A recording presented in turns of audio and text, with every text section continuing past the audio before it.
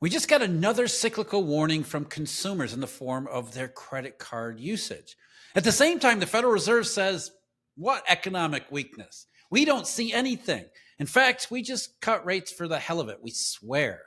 What the Federal Reserve reported first was that consumer credit, revolving credit, credit card usage was basically flat in the month of September after contracting in August.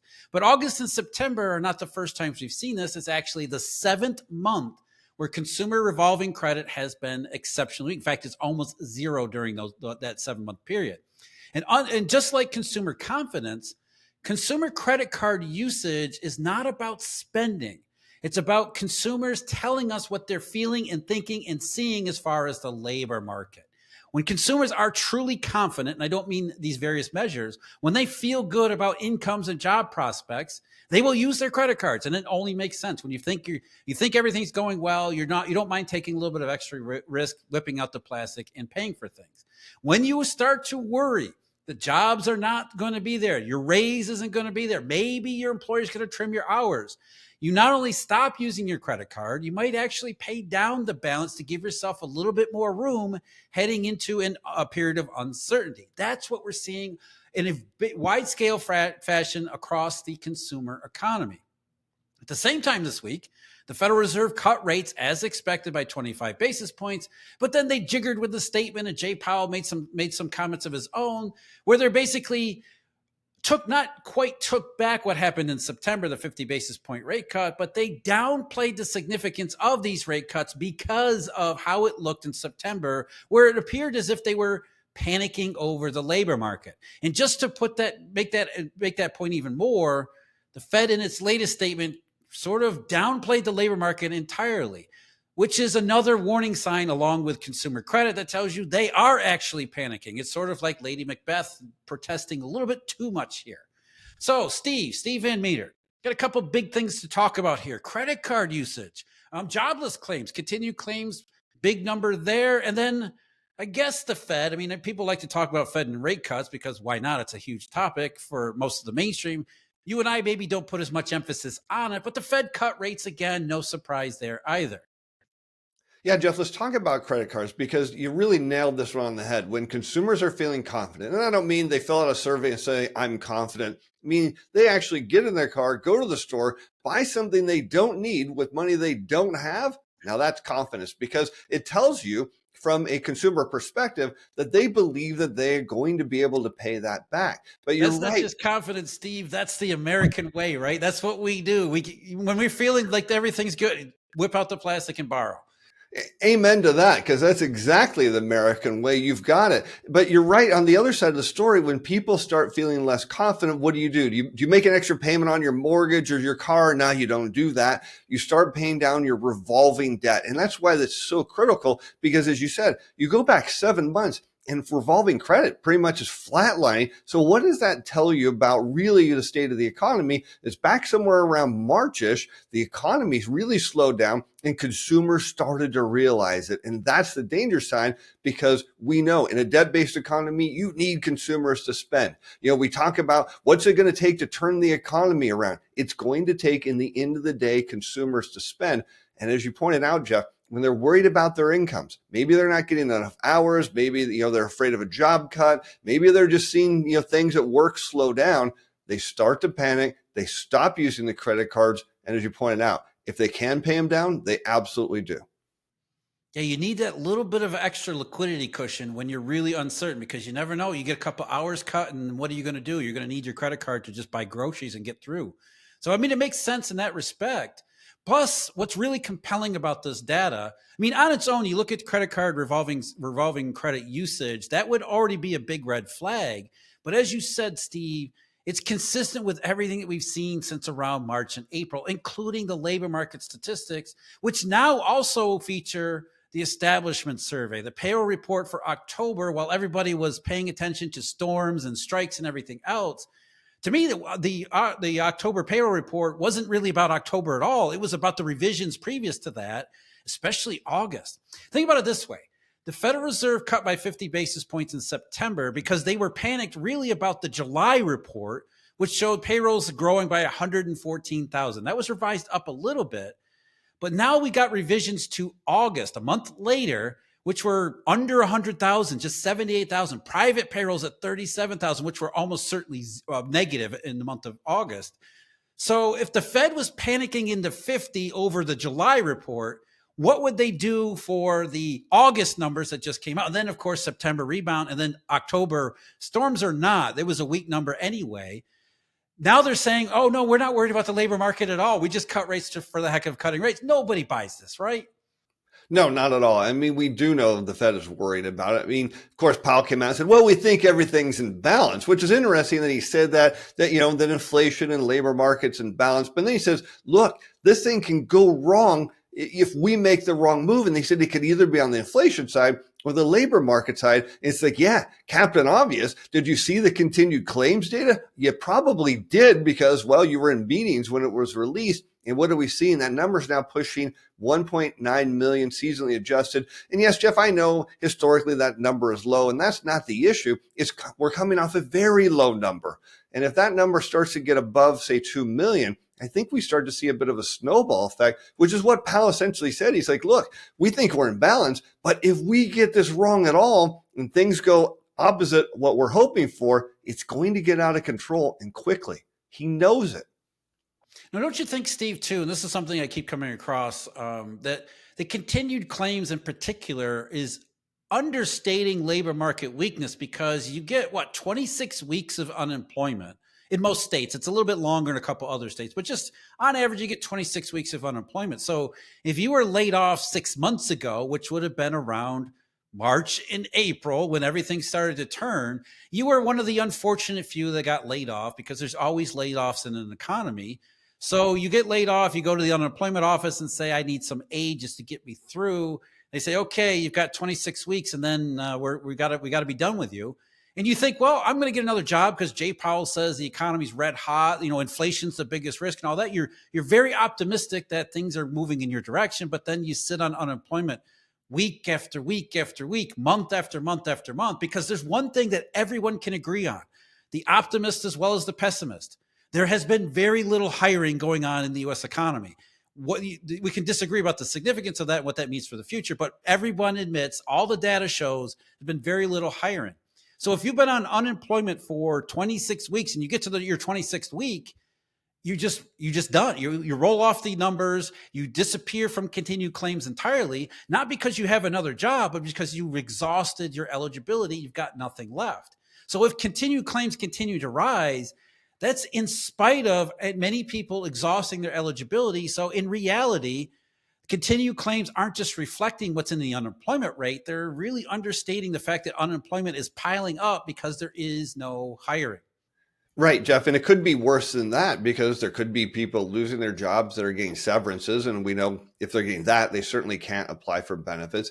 I've known some of my friends who have lost their job and been ineligible for unemployment due to how their employer got rid of them. So there could be some other issues on top of, we have companies like Amazon that are pushing, workers to come back to the office and saying, look, if you don't come back, your job's gone. Well, that means they're quitting essentially if they don't come back to work, not getting fired. Well, you certainly don't get unemployment then. So there's a big question about, I think when we look at continued claims or the unemployment rate, is it really giving us an accurate picture of what we're seeing in the economic data? I'm not sure that it is. Yeah, and that's when we come back to the Federal Reserve. Now, what the Fed did this past week was they cut by 25 basis points. And then as you mentioned, Steve, Powell came out with his usual comments that said, oh, we're not worried about the economy anyway. We're just doing this out of abundance of caution. But what caught a lot of people's attention is they altered the language in the statement that's released. And the initial statement that comes out with the policy announcement, the press release itself, is really not long. It's only a couple paragraphs. It's just meant to be a very broad and general description. So making the substantial changes in the text of the statement is sort of a signal. And we talk about this all the time. The Fed uses every opportunity to make any kind of public announcement as a way to try to manipulate behavior. And so it's very transparent what they did here. If you look at the actual statement, they removed the reference that was in September where it said job gains have slowed. They didn't like that because that sounds a little bit too much like maybe a downturn slowed. We don't like that. So they got rid of job gains have slowed and replaced it with labor market conditions have generally eased. And that just sounds so much more pleasant and better, because generally eased almost sounds like this is exactly what the Fed wants. They want, as Powell said at this press conference, everything to be in balance. We don't want the labor market to be too hot. We don't want it to be too cold. And job gains that have slowed sounds a little bit too cold. But in reality, there's no difference between those statements. So it's very clear and transparent why they would change it. And the other major change that they did for the statement was they completely removed the reference that said that they had gained greater confidence over consumer prices. Suddenly they removed that one. Now they don't have confidence over consumer prices. And the only reason to do that would be to try to make the claim that Powell just did, that they're not focused on employment, right? Because if you say you've got greater confidence on consumer prices, then that means that your sole focus in terms of risk is on the employment side. So they had to get rid of that in order to try to say the risks are actually balanced. And so what they're really doing is reacting and responding to all the data we're talking about here. They know all of this stuff. They know about continued claims. They know about the unemployment rate. They know the economy's heading in the wrong direction. They may disagree about what that means, the probability of recession, but they're definitely concerned about it, but they don't want to come across as too concerned. And that's the transparent reason for everything that just happened. Yes, and that's just it, Jeff, because if the Fed comes out and says, hey, we're really concerned at a time when, of course, many Americans were very excited about, President-elect Trump winning the election, you could really take perhaps the juice off of that, because, you have to look at the Fed's position here. What they really need to see is they kind of want to see a repeat of 2016. And maybe from their perspective is, wow, we see stocks going up. Maybe that means consumers will get confident, pull out their credit card and go spend. And if they do that, you get that feedback loop where money starts being created, money starts moving around the economy. And next thing you know, the Fed gets a free pass, gets out of this. Powell can then come back and say, look, we engineered the soft landing. Everything went great. The problem is, I don't think he's worried about inflation going up. I think he's worried about it going down. And I also think he really knows what's going on in the labor market, because he was asked by one of the press, hey, do you talk to CEOs and what do they say? And he's like, oh, well, I don't really do that. But he says, all of the other members of the board, well, they do. And he didn't kind of, act like there was this strong sense of, hey, they're really excited. They're going to go out and hire. They're ready to invest in the economy. He really didn't say that, because he didn't want to tell the press and the world that, no, we do talk to all these people, and no, it's not that great. And that's really the reason we're cutting rates, because we think it could get worse.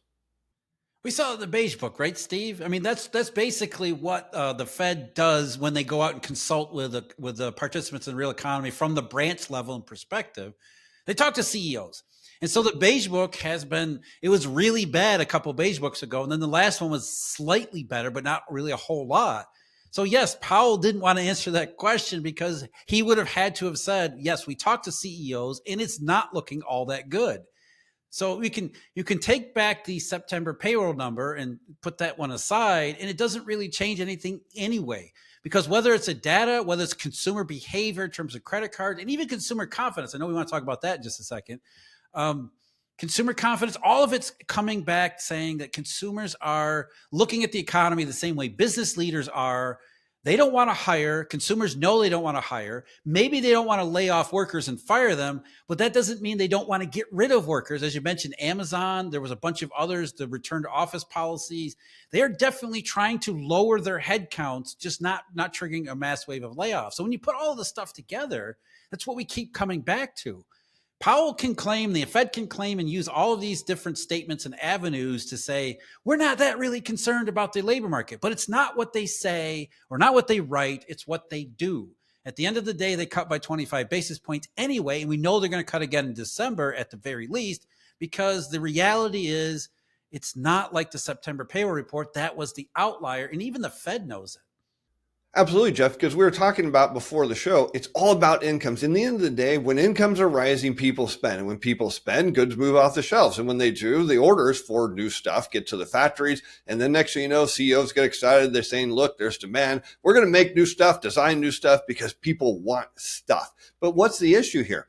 When you look at average hourly earnings, particularly at production and non-supervisory level, the trend is down. You look at hours worked for the same group. it's flat. So we're not seeing any sense here that there's this big turnaround for employees. Yes, of course, they're going to continue to get raises. And a lot of people don't understand that yes, people do get raises during recessions. It's very simple, because when it happens, it's because other people are getting fired.